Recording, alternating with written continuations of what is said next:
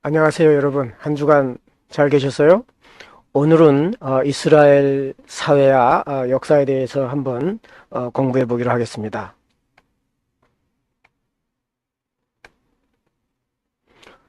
이제 여러분, 이스라엘은 이제 고대 사회에서 팔레스타인이라고 불렀죠. 그래서 그 팔레스타인 주변, 그리고 팔레스타인의 그 역사에 대해서 우리가 살펴보겠는데, 팔레스타인에는 이스라엘뿐만이 아니라 이스라엘의 주변 나라들도 많이 있었습니다. 그래서 이제 그 팔레스타인의 전체적인 조망 속에서 이스라엘의 역사를 봐보는 것도 유익하지요.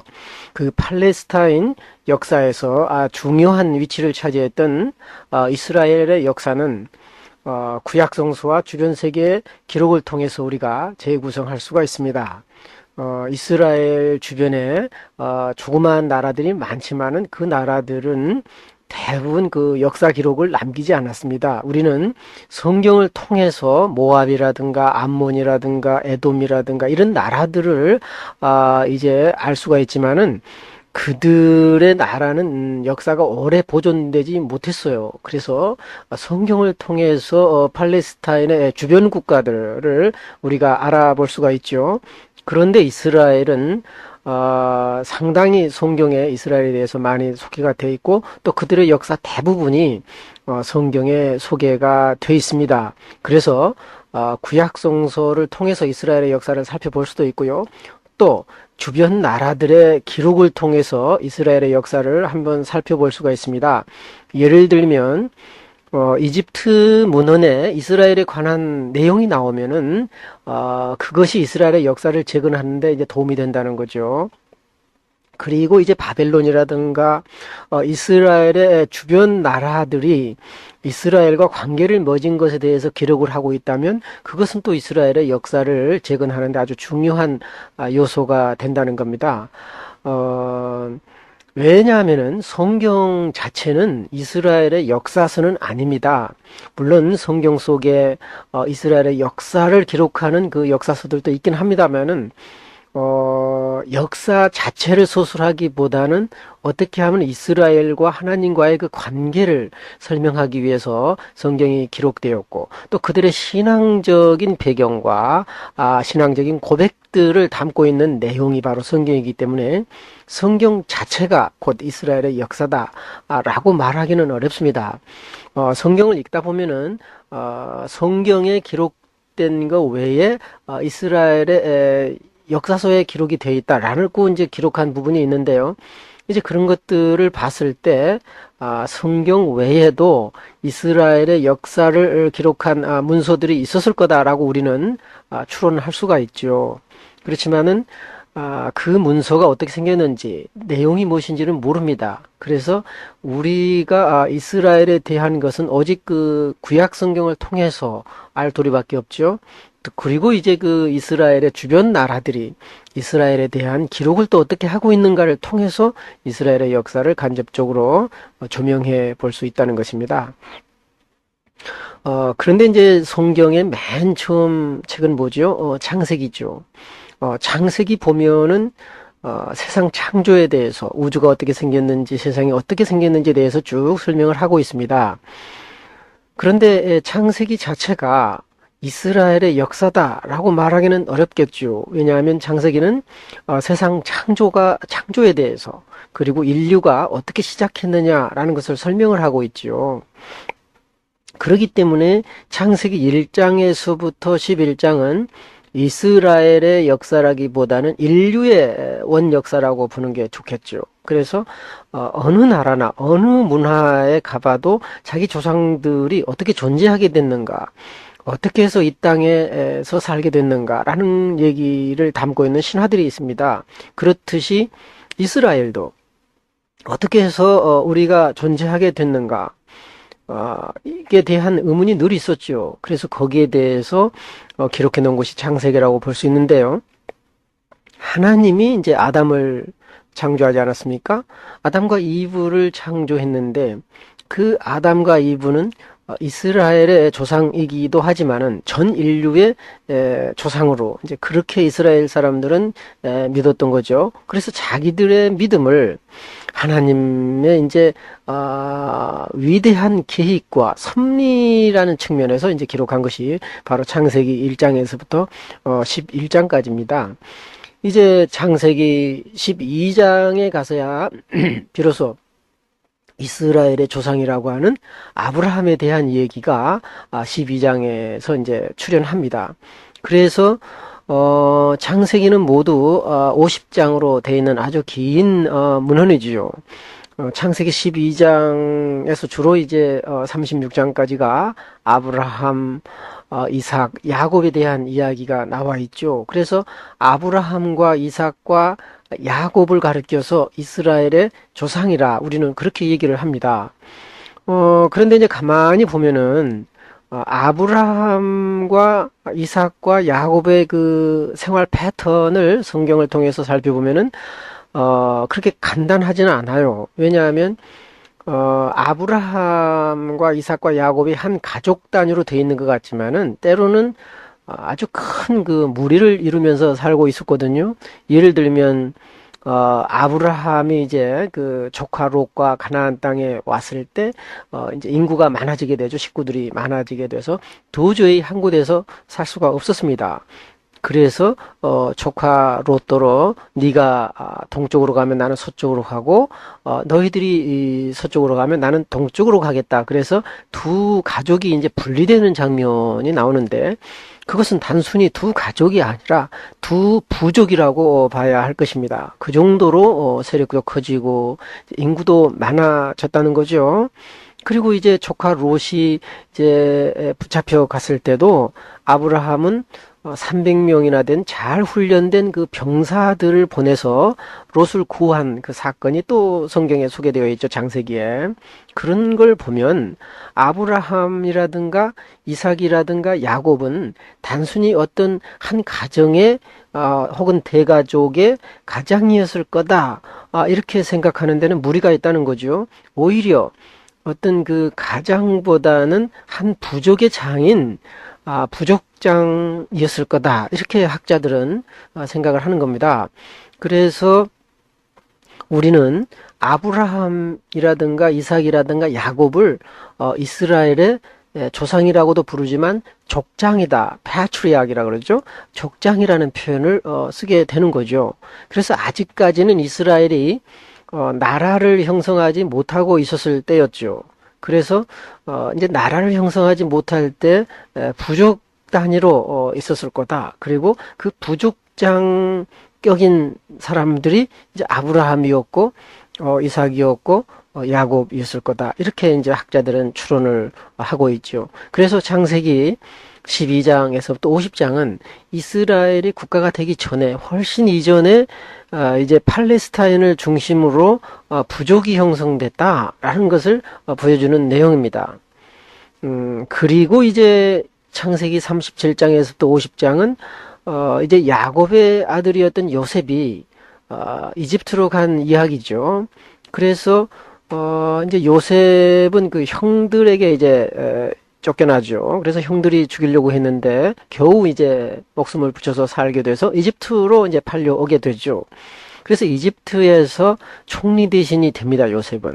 그런데 이제 팔레스타인 땅에 기근이 들어서 야곱의 자손들이 다 이집트로 왔을 때 요셉을 만나게 되고 또 요셉으로 인해서 기근으로부터 이제 생명을 얻게 되는, 즉 요셉은 구원자로 다시 등장하게 되는 겁니다. 결국 이 창세기는 출애굽기로 이어지게 되는데요. 어떻게 해서 이스라엘 백성이 애굽을 탈출하게 됐는가라는 것을 보여주는 내용이 바로 이제 그 창세기 37장 이후에 있는 이제 요셉 이야기가 될 겁니다. 그래서 출애굽기에 보면은 이스라엘 백성들이 어떻게 해서 애굽을 탈출하게 됐는가 이제라는 것에 대해서 쭉 설명이 되어 있고요. 그 다음에 이제 오경 가운데 이제 레이기가 소개가 되죠. 레이기는 레이 사람들에 대한 이야기다, 그런 뜻입니다. 이스라엘에서 레이 사람들은 주로 제사장 일을 했죠. 그래서 레이기는 이제 제사장들의 직분이라든가 또는 제사 행위, 종교 활동, 이제 거룩 어떤 것이 거룩한 것인가, 또 어떤 것이 부정한 것인가, 성결법이라고 그러죠. 이런 것들이 레위기에 소개가 되어 있습니다.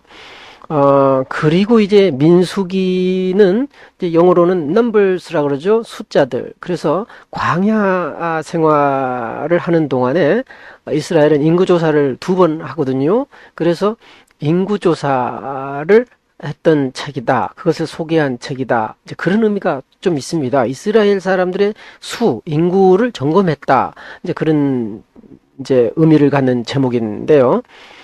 민수기 속에도 광야 생활을 하는 동안에 이스라엘 사람들이 지켜야 할 법적인 규범이라든가 이제 이런 것들이 이제 소개가 돼 있어요. 그리고 이제 오경에서 이제 마지막 책은 신명기죠. 그래서 신명기는 이제 새로운 법이다 그런 뜻이 아니고 두 번째 법이다 그런 뜻입니다. 이제 두트라노미 그래서 두 번째 법이라는 뜻인데요. 이제 왜 신명기를 두 번째 율법이라고 불렀냐면은 창세기, 출애굽기, 레위기, 민수기에 이제 그 이스라엘의 율법이 이렇게 쭉 소개가 되어 있습니다. 그런데 신명기는 이것들이 요약해서 다시 반복되고 있죠.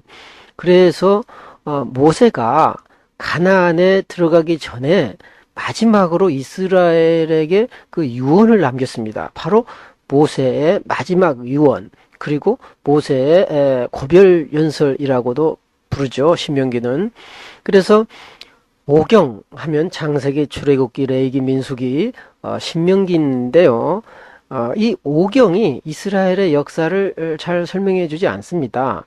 사실은 이스라엘이 국가로 형성되는 것은 이제 오경 이후에 기록된 역사서에 주로 나와 있죠.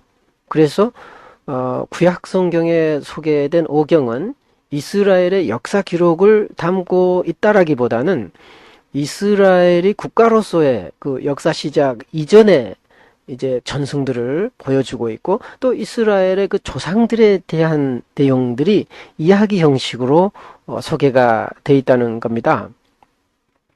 그래서 이 기간을 우리는 이스라엘의 역사라기보다는 오경 시대는 역사 이전 시대, 이스라엘의 역사 이전 시대, 그리고 이스라엘의 그 조상들의 이야기 이렇게 부르는 것이 아마 더 정확할 겁니다.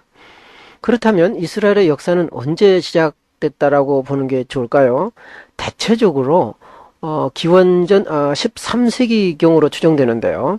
그때는 이스라엘 사람들이 이집트를 탈출해서 팔레스타인, 이제 가나안이라고 불렀죠. 그 가나안에다가 이스라엘이라고 하는 나라를 형성하기 시작했던, 그리고 이제 물론 그 나라를 형성하기까지는 약 한 250년이라는 세월이 걸리긴 합니다만은 이제 애굽을 탈출해서 이집트를 탈출해서 가나안에서 자리를 잡기 시작한 때를 이스라엘의 역사로 보자. 이렇게 얘기하는 사람들도 있고요.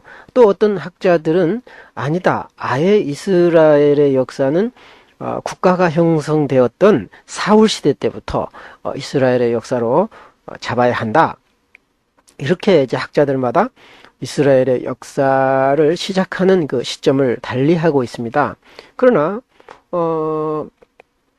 어떤 그 역사의 개념을 한번 생각해 본다면 이스라엘 사람들은 현대인의 역사관과는 많이 차이가 있었죠.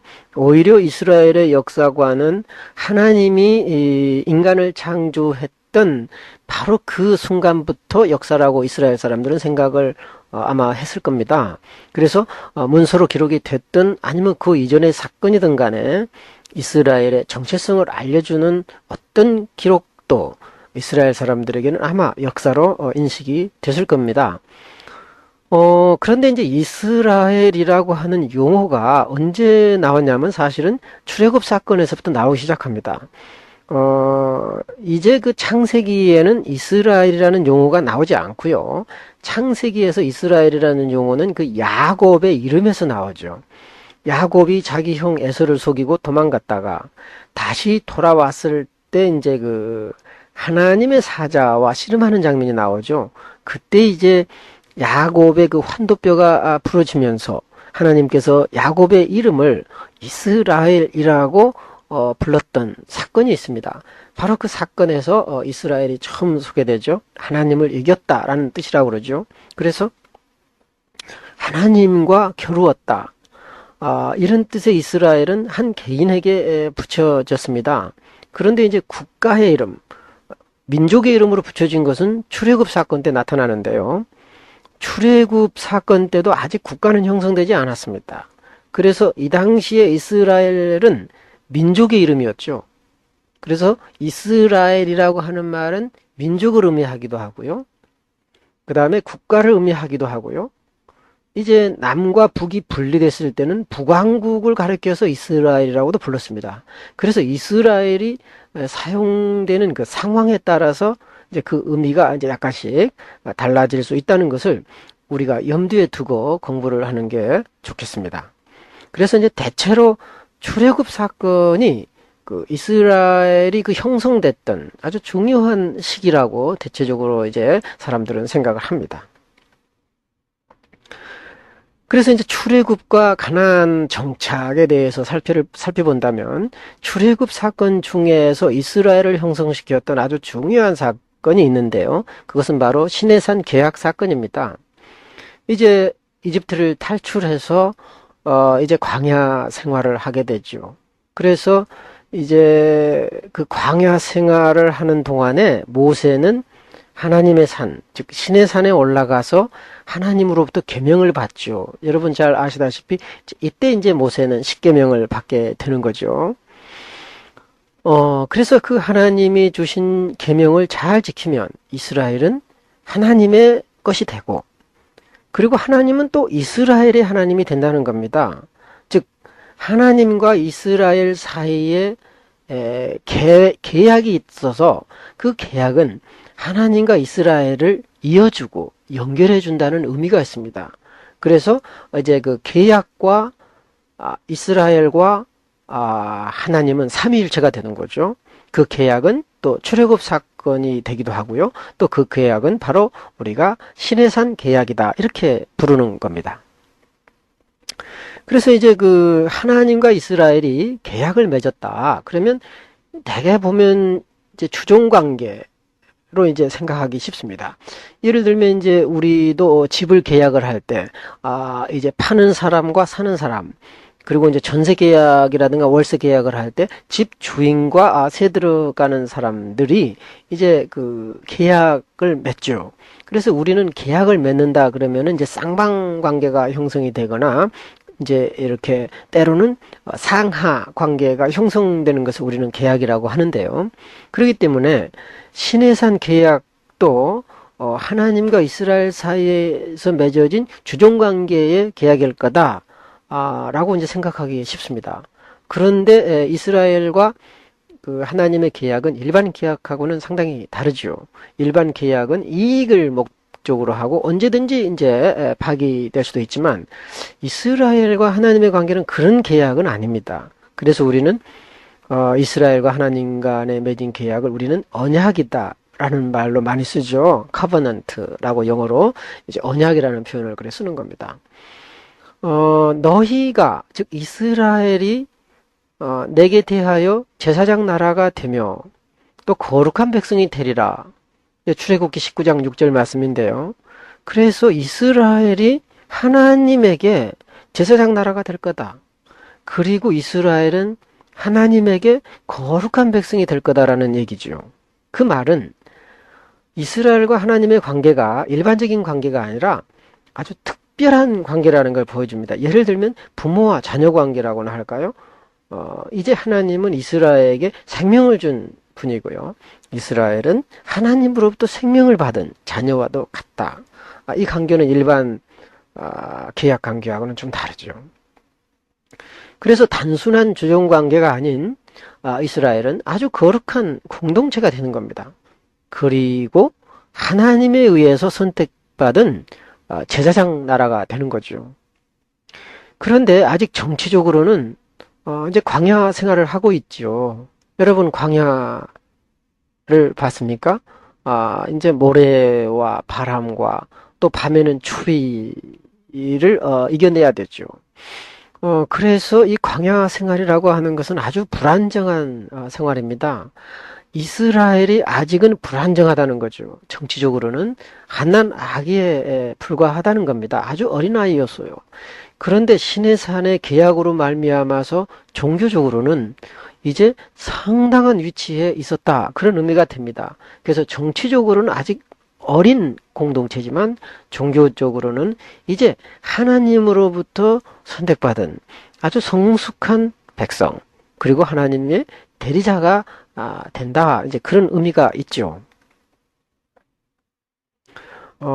그래서 이제 그 십계명에 대해서 그동안 학자들이 많이 연구를 했는데요.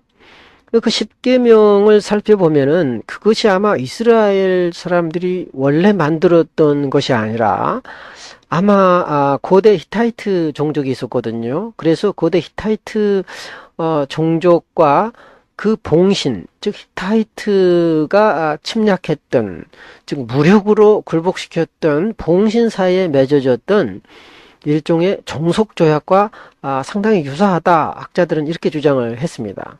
그래서 이제 그 종속 조약의 내용을 살펴보면은 양편이 이제 관계를 맺게 된 역사적인 배경이 있어요. 이렇게 해서 A와 B가 만났다. 이런 얘기가 있죠. 그리고 이제 피정복자는 정복자에게 이제 충성을 맹세해야 됩니다. 이제 A라는 나라가 이제 B라는 나라에게 이제 전쟁에서 졌으면 A는 조공을 베풀고 뭐 충성할 거며 뭐 이렇게 하겠죠. 그리고 그 충성도에 따라서 정복자의 자비가 베풀어진다. 너희가 예를 들어서 히타이트에 충성을 하면 너희의 안전을 지켜줄 거며 뭐 행복을 지켜줄 거며 뭐 이런 얘기가 있겠죠. 그래서 그 충성도에 따라서 정복자가 자비를 베풀겠다. 뭐 이런 내용으로 이제 그런 종속 조약은 이루어집니다. 그래서 아마 이런 그 고대 히타이트의 계약문이 이스라엘의 계약 법률에 영향을 아마 미쳤을 거다. 학자들은 또 이렇게 얘기하고요. 또 최근에 이제 그보다 더 후대인 아시리아의 그 계약이 있는데요. 아마 그 계약과 십계명에 나타난 언약, 다시 말하면 시내산의 언약과 또 유사하다. 이렇게 주장하는 또 학자들도 있습니다. 그런데 이런 이제 종속조약과 이스라엘의 계약이 다른 점이 있습니다. 이스라엘의 계약법은 인간 사이의 종속조약이 아니라 하나님과 이스라엘 공동체와의 언약이라는 거죠. 카버넌트. 이 언약 관계라고 하는 것은 일방적으로 아주 강제적으로 맺어진 그 압력에 의해서 맺어진 것이 아니라 이스라엘의 자발적인 동의에 의해서 맺어지는 어떤 부자관계와도 같다. 이제 이렇게 얘기들을 합니다. 그러니까 뭐 하나님이 강제적으로 뭐 이스라엘에게 너희가 안 지키면 죽을 거다. 그래서 뭐 계약을 맺어라. 이렇게 강요한 것이 아니라 이집트로부터 해방시켜준 하나님에 대한 감사의 표시로 하나님의 언약에 이스라엘이 자발적으로 응답했다. 이렇게 보는 거죠. 그래서 이스라엘의 고통을 듣고 그들을 해방시킨 하나님은 자기 백성에게 이제 충성을 요구하십니다. 그런데 그 하나님께서 요구하는 충성이라고 하는 것은 정치적인 충성이 아니죠. 그 충성은 따지고 보면 하나님보다는 오히려 이스라엘 자신을 위한 것이었습니다. 예를 들면 내가 거룩하니 너희도 거룩하라. 이제 이런 내용이 상당히 주가 이루는데요. 내가 거룩하니까 너희도 거룩해라. 하나님이 거룩하니까 너희도 거룩하라는 얘기는 이스라엘 백성은 성결한 백성이고 죄를 짓지 말아야 하고 하나님처럼 진리 안에서 살아야 된다. 이런 의미죠. 그건 사실 하나님을 위한다기보다는 이스라엘 자신을 위한 계약인 거죠. 자, 이제 여러분과 제가 생각해 볼 거는 이스라엘이 이집트를 탈출해서 어떻게 해서 가나안에 정착하게 되었는가, 이제 이걸 살펴보겠는데요. 자, 대부분의 사람들은 가나안 정착이라는 표현 대신에 가나안 정복이라는 말을 참 많이 씁니다. 이스라엘이 가나안 사람들을 물리치고 이스라엘을 세웠다. 그리고 그것은 정복이었다. 이제 이렇게 주장을 하는 거죠. 우리도 모르게 그 정복했다라는 것을 상당히 좋아하는 모양 같습니다. 그런데 이제 사실은 이 정복했다라고 하는 표현은 굉장히 그 무자비하게 이제 그 피정복민을 죽이고 또 이제 아주 그 무력으로 그 땅을 탈취했다라는 의미가 있습니다. 요즘 학자들은 이스라엘이 가나안을 정복했다라는 것보다는 이스라엘이 가나안에 정착을 하게 됐다 이런 표현을 많이 씁니다. 이제 여러분 이제 성경에서 보시면 여호수아서와 이 사사기 1, 2장이 주로 이제 이스라엘 사람들이 가나안에 정착하게 된 배경을 보여줘요. 그런데 이제 그동안 우리는 사사기 기록보다는 여호수아 기록을 상당히 우리가 신뢰했습니다. 왜냐하면 여호수아는 사사기보다 훨씬 이제 기록의 분량에 있어서도 훨씬 많죠. 그리고 이스라엘이 가나안에 들어간 절차를 아주 자세하게 묘사하고 있습니다. 그래서 이제 특별히 여호수아 1장에서 12장에 나타난 그 가나안 정복에 대한 기사를 아주 신뢰했던 거죠. 그것은 여호수아라고 하는 사람에 의해서 이제 무력적으로 가나안을 이제 정복을 했다라는 내용인 겁니다. 그리고 여호수아의 무력, 이스라엘의 어떤 무력 뒤에는 하나님의 큰 도우심이 있었다. 이제 이런 기록이 여호수아서입니다. 그렇다면 이것을 이제 우리는 뭐라 그러냐? 정복설이라고 합니다. 정복설. 컨퀘스트 모델. 그렇죠. 정복설. 이스라엘은 가나안을 무력으로 진압해서 그 땅에다가 이스라엘이라고 하는 나라를 세웠다라는 것이 이제 정복설인데요. 이 정복설을 뒷받침해 줄 만한 이제 그 내용이 이제 여호수아 11장 1절에서 15절만 제가 예를 들어 봤습니다. 핫솔 왕 야빈이 이 소리를 듣고 마돈 왕 요밥과 시므론 왕과 악삽 왕과 및 북쪽 산지와 긴 네롯 남쪽 아라바와 평지와 서쪽 돌의 높은 곳에 있는 왕들과 동쪽과 서쪽의 가나안 족속과 아모리 족속과 헷 족속과 브리스 족속과 산지의 여부스 족속과 미스바 땅 헤르몬 산 아래 히위 족속에게 사람을 보내매 그들이 그 모든 군대를 거느리고 나왔으니 백성이 많아 해변에 수많은 모래가 같고 말과 병거도 심히 많았으며 이 왕들이 모두 모여 나와서 이스라엘과 싸우려고 메론 물가에 함께 진쳤더라. 이제 그래 놓고요. 6절에 보면 여호와께서 여호수아에게 이르시되 그들로 말미암아 두려워하지 말라. 내일 이맘때에 내가 그들을 이스라엘 앞에 넘겨주어 몰살시키리니 너는 그들의 말 뒷발에 힘줄을 끊고 그들의 병거를 불사르라 하시니라. 이에 여호수아가 모든 군사와 함께 메론 물가로 가서 갑자기 습격할 때 여호와께서 그들을 이스라엘의 손에 넘겨주셨기 때문에 그들을 격파하고 큰 시돈과 미스르본 마임까지 추격하고 동쪽으로는 미스바 골짜기까지 추격하여 한 사람도 남기지 아니하고 쳐 죽였다. 또 이제 9절에는 뭐 병거를 불살했다. 또 핫솔을 취하고 그 왕을 칼로 죽이고 그 가운데 모든 사람을 11절에는 칼날로 쳐서 진멸하여 호흡이 있는 자는 하나도 남기지 아니하였고 또 핫솔을 불러 살랐다. 이런 식으로 해서 이제 여호수아서에 보면은 그 땅에 있는 가나안 땅의 백성을 철저하게 무력으로 무찔러서 한 사람도 남기지 않고 다 죽였다. 이런 식으로 이제 묘사가 되어 있습니다. 이제 이걸 그동안 신뢰해왔죠. 그래서 무력으로 정복했다라고 주장을 했습니다.